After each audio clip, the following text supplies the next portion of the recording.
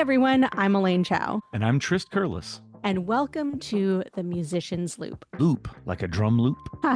No, like the kind of thing that a jeweler uses to evaluate gems. Oh, like a magnifying glass, like what we'll do on this podcast, actively listening to music like a musician. That's right. And every week, we are choosing a track to dive into together and share our thoughts about what we find intriguing about the song. Whether it's songwriting, chord progression, instrumentation, recording technology, arrangement, whatever, we're looking at the music we love through the lens, or the loop, of decades in the music industry.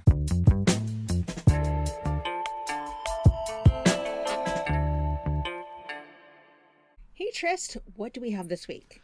Oh my goodness, one of my favorites, a foundational part of my musicianship and just my love of music comes from the first album. I'm pretty sure the first album to be recorded by a jazz singer without any accompaniment or overdubbing. Like literally an entire album of just solo voice. Okay. Of a jazz singer. And that singer, many of our music friends may know, is Bobby McFerrin. Oh, yeah. Classic Bobby McFerrin. Chosen, of course, because I think the first listen of his style sometimes takes a bit to grab onto. So it's easy when you choose a cover song. So the great Beatles composition, Blackbird. Okay. So this is Blackbird by Bobby McFerrin. We're going to go ahead and put the links into the show notes.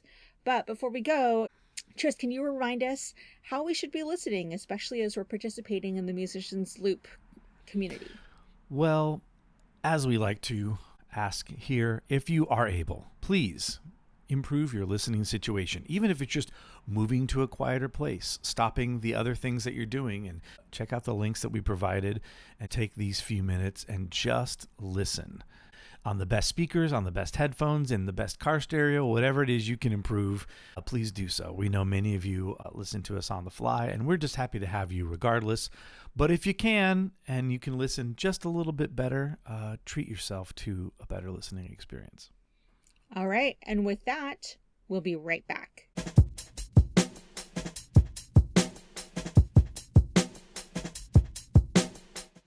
And we're back. Okay, it has been over 25 years since I've heard this, and it is such a treat. Thanks so much for bringing this in. I would love to hear a little bit about what you heard in this track. Wow. I think what's amazing about this is it's kind of cliche, but I do feel like I feel or hear something different every time. Usually you say that about a composition or a recording that has layers upon layers of orchestration and instrumentation and arrangement, and this is just Bobby's voice. Maybe I listen to it differently every time. Sometimes I play a game of like, okay, if I was just doing this arrangement and I just sang what the bass part was, just follow the lowest notes and the chord progression, or just listen to the middle notes and how hard it must be doing when you're going back and forth to kind of get the middle notes that outline the chords. And see if you can hear it as separate things. Like if I went into a studio and recorded separate tracks, how many different ones could I do? Could I have 3 or 4 different layers of notes and then the melody on top of it? Not to mention the cool other sound effects and his own echo and delays and his little bird flapping sounds, etc. The whole thing is really a treat. One thing I really love, I wish this was a visual medium where we could see every listener, because hopefully there's a few people who've never heard this before, and one of my real joys in life is to watch someone listen to this for the first time. I've had the good fortune of teaching at different schools or giving listening classes at places where there are young students, young singers, and I play this for them. The one I remember the most at the A Cappella Academy one year. About halfway through, everyone's very quiet and very respectful, but this kid, his eyes just kept getting bigger and bigger and bigger, and eventually he looks right at me and he says, "Don't tell me that's one dude." That's what he said. He's like, he was almost as mad. He's like, "Don't tell me that's one dude." That kind of reminds me of anytime I play m-pact for people. They're like, it's a mixed group, right? I'm like, no. Right. Yeah, your ears can deceive you. And that goes to playing on previous experiences. If you've never heard a single voice do all of that, it takes a minute for your brain to process because it doesn't have any files in the hard drive that match it. we're looking for comparison. Like, oh, that sounds just like we always do that. That's this show, half of it. Oh, that reminds me of this other recording. That's what we do. But when you hear that, it's like, oh, okay. I latch onto, I know that it's Blackbird and I know that's the Beatles, and then that's all that I know. And what is this? How am I hearing all this stuff? So it takes the brain a little bit to process it all. Yeah, I think that a couple of things. Like, first of all, we have this sense of this is a live show. This is Bobby McFerrin doing this live as a one-person powerhouse of a vocal. And I think part of what we get from this is the audience laughter and the sense of playfulness that we have from Bobby. Is he's whistling, he's doing these kinds of bird flapping noises. And the first time that happens, the sounds of the bird, you hear people laughing out of delight because it is so unexpected, but it introduces you to the sense of not only are people in the audience, they're actively engaged in hearing how this thing is happening. And I think that increases the magic, right? Hearing people's reaction to what's happening at any given point in time. Yeah, that may have actually been the point where my student friend exclaimed that, because I think that's the first time he realized that it was a live performance. Recording is very good, and it starts with a fade in, so there's no intro, there's no applause at the beginning. That's right. So some of those little audience reactions to the side effects and stuff is the first time you hear them, and I think that's when it hit him like, oh, wait a minute, this is actually live. So that's when he's like, don't tell me that's just one guy. Yeah, it is pretty great.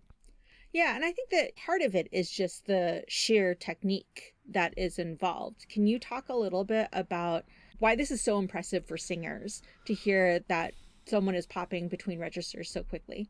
Well, it's mostly just the training. There's the physical ability of the range of your voice, and then training it to be able to switch, not only to be able to switch different registers quickly, but to do so with the precision and the intonation. It's not always just 100% absolutely in tune every single note. That's not the point.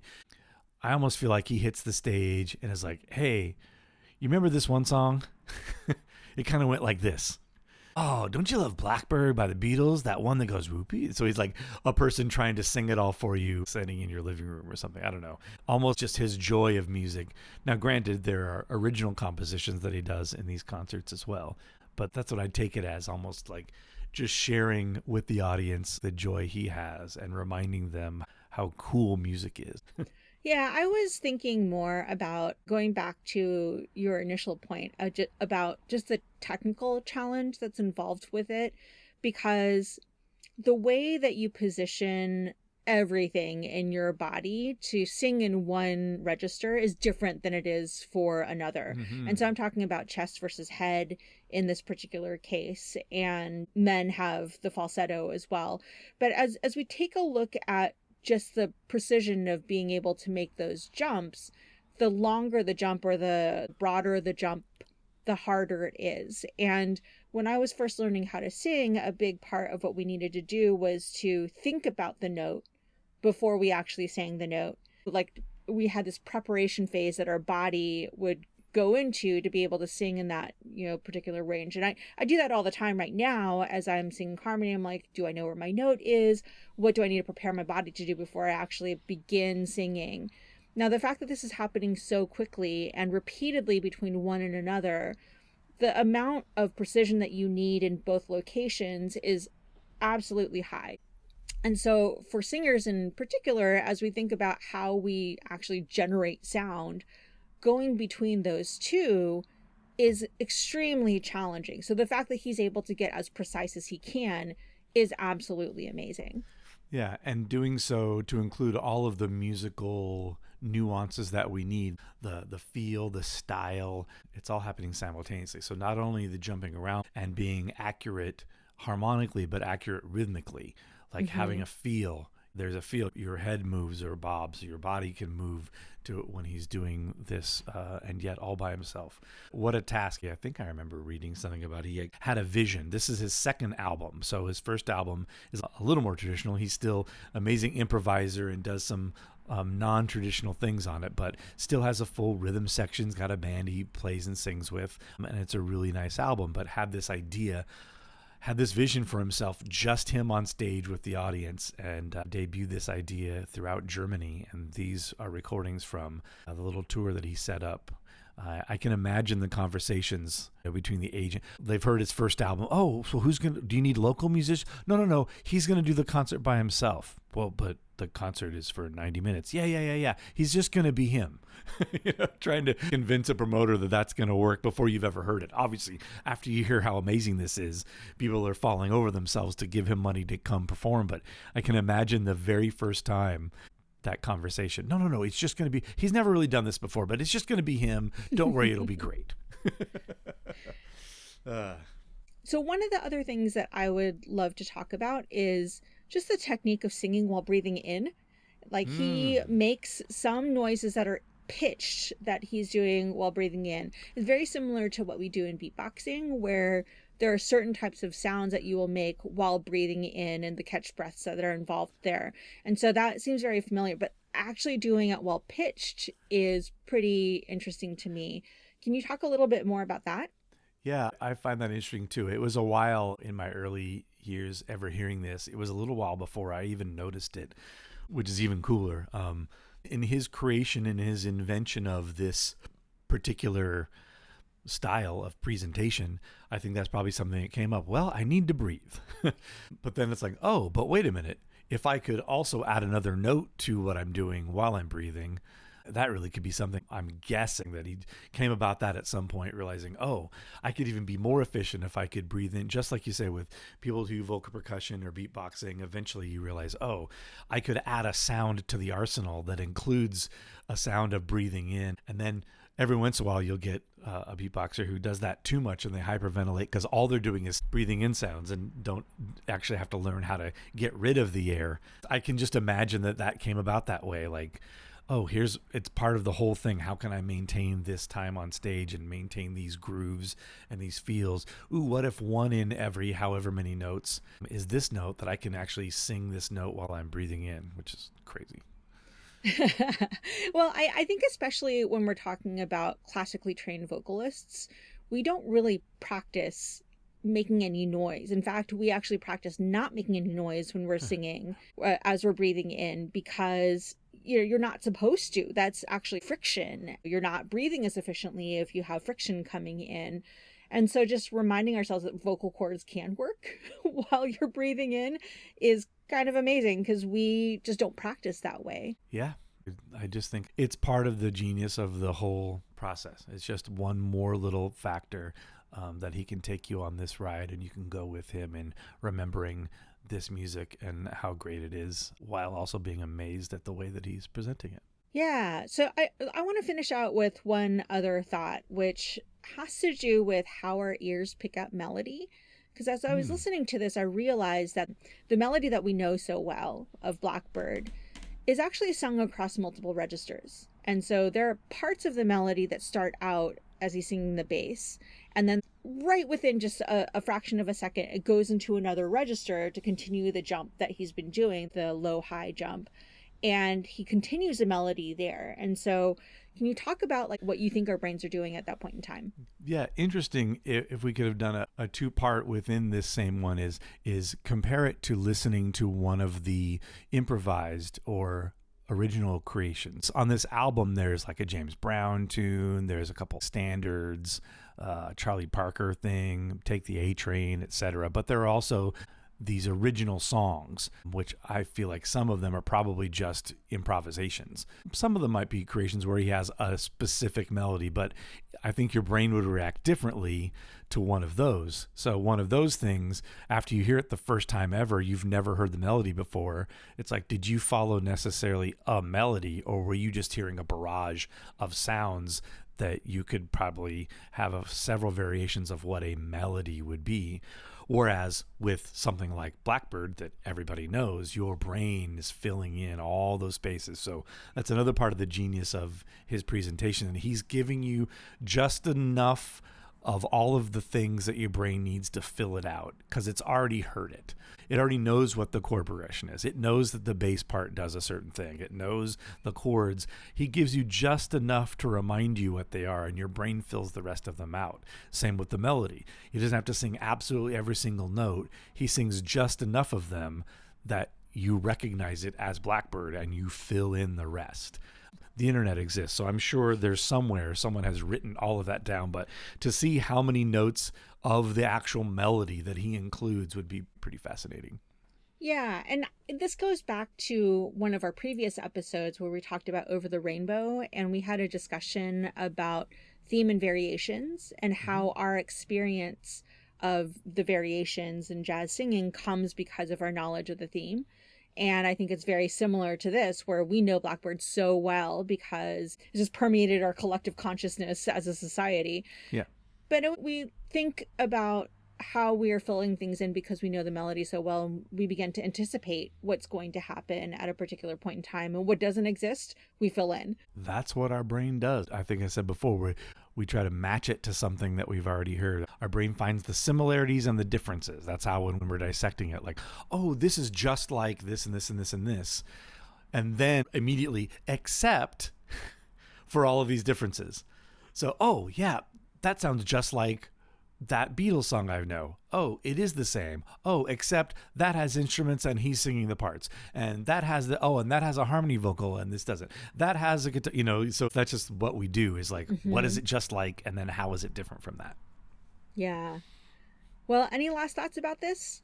Oh, it's just great. Bobby's the idol. He's the best. If you don't know much, go down a Bobby McFerrin rabbit hole. Get on YouTube or wherever and just start watching clips, start listening to the man. He's done so much, conducted almost every major symphony orchestra in the world, has done solos with them, has conducted them, done albums with and toured with the Yellow Jackets, other rhythm sections, small improv vocal group of his called Voicestra.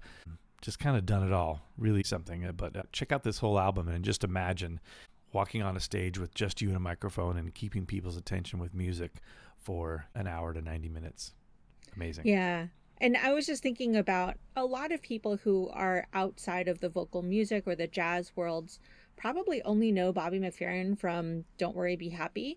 Yes. And there's so much more that this man has done. And I think that it's important for us to just explore more of what even the people who we're listening to on the radio right now, like what else have they done? Because he's like an iceberg. Like what you have probably heard on the radio is just a tiny bit of the rest of his work.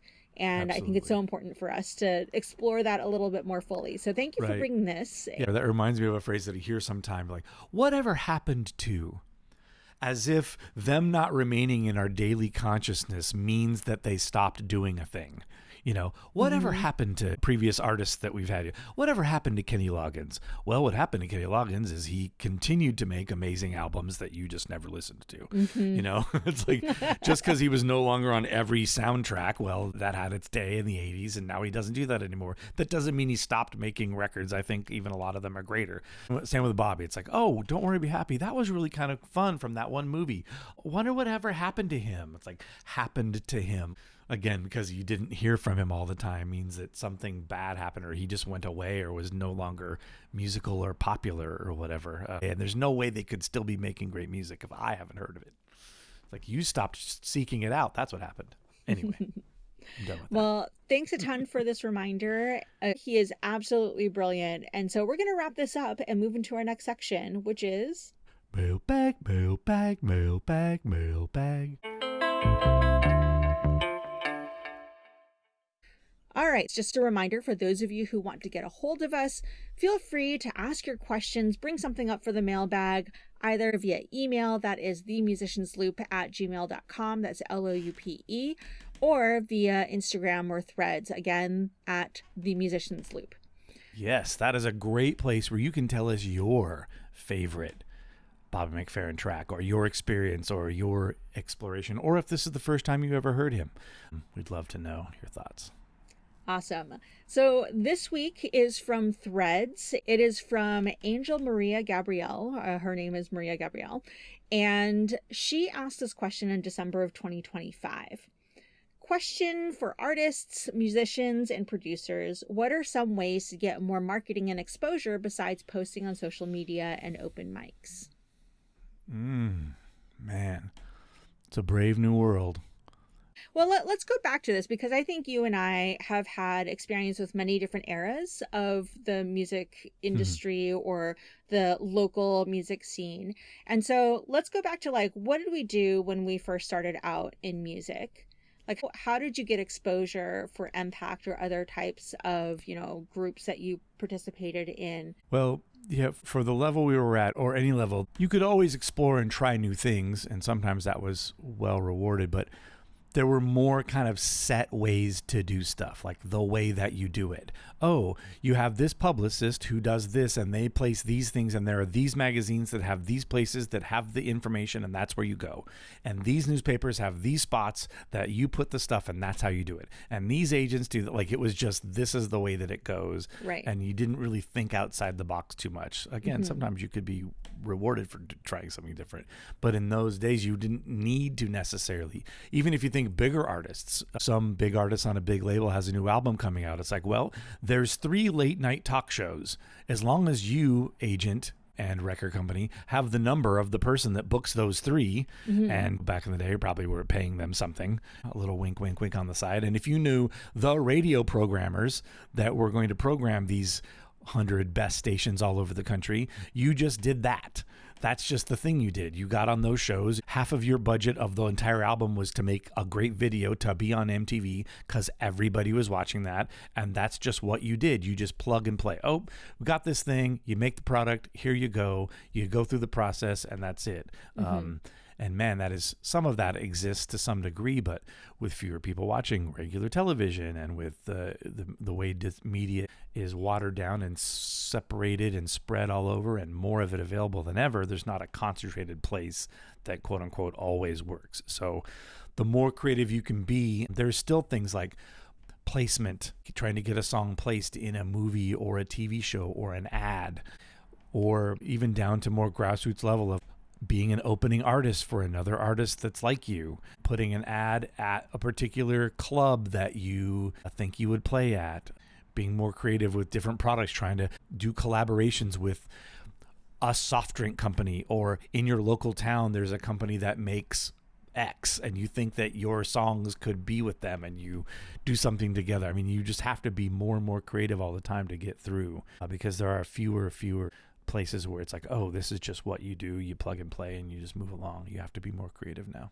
Yeah, and I think that there are some things that are still classic opportunities. You were talking about opening for existing bands. I think especially if you're new, that relationship of existing bands who have existing fan bases, opening for them is a good opportunity to expose yourself to other people, right? And make sure that you are gaining that level of marketing to, again, a fan base that might be very similar to what you're going for. So if you're a punk band, go play for another punk band and see if you can collaborate, tour together, whatever. And I think that, again, when we're talking about local exposure versus national exposure, I think there's still evergreen opportunities out there that will still work no matter what. And I think one of them is opening for other bands who have very similar kind of fan bases that you might want to access.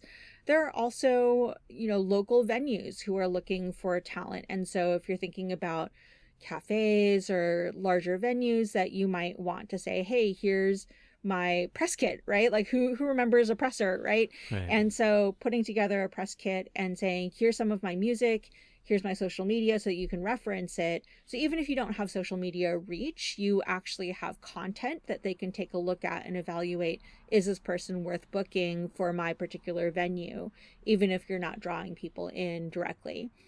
So I think that those things, even though the world has changed in today's parlance in terms of social media and open mics, things haven't changed that much. I feel like relationship is still at the center of how you get gigs. And the other thing that is probably the most important of all of that is that the thing you're trying to get people to hear is incredible, as good as you can make it. and it's that good, it spreads by itself. The word of mouth, think of the number of times you hear something incredible that you share it with someone. Word of mouth is probably still one of the most powerful things. Again, even in the old systems I was describing, it's being on that show, great, you plug and play in those places, but it's the number of people that saw it and heard it that told their friend, oh my goodness, I heard this amazing thing. So whether it's on a clip or opening a show for someone or got sent a link from somebody, it's definitely the word of mouth because it's so good. So can't skip the part where you are doing your art to the best of your ability. Yeah, 100%. I think that there is one other suggestion that came as a part of this thread, right? There were great responses to this particular question. And one person suggested, I think what I would classify as classic networking, which is meet other musicians. And where do other musicians congregate? Is it at concerts or is it like music workshops and camps and conferences? And so as you are getting exposure to other musicians who can help you to sharpen your craft, you also expose them to who you are and the type of music that you make, and forming that personal relationship. Certainly that's how I found out about m-pact, right? Was that I saw them at a conference and I was like, holy cows, these guys are amazing, and got to know you as a result. I think that's something that we should underscore, is that community is so important to what we do as musicians. Absolutely. Whether it's promoting it or actually even helping form your band or finding other people to make music with, it's the same thing. Just be around people that are really great at the thing that you like or that you want to do. That's always a good suggestion. Yeah, and I think also showing up. Like, how do you confidently show up for one another in the gigs? That also means that you need to tell people about your gigs. And so, pro tip from someone who is really busy, I would love to hear about your gig earlier than the day of or the day before, because I'm not very spontaneous. And so I need a plan to be able to go out of the house. And these are things that I would love to hear other musicians give feedback on. How have you found success, or how have you been able to expand your reach even beyond what people would consider modern day exposure, like how, social media, etc.? How do you get your music in front of other people? So with that, Trist, any last thoughts before we close out? That's it. Please send your thoughts. If any of you artists out there was maybe the biggest thing that surprised you the most in terms of spreading the word about your art? What's the thing that maybe surprised you that helped more than you thought? Let us know. Awesome. Okay, and with that, we will see you next time. Bye.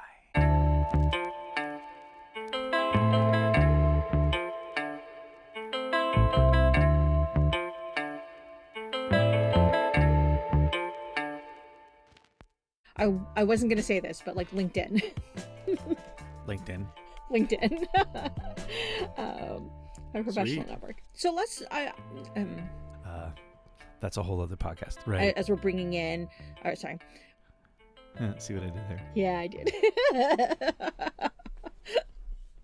Cute, very cute. There's a space that is available that I heard that.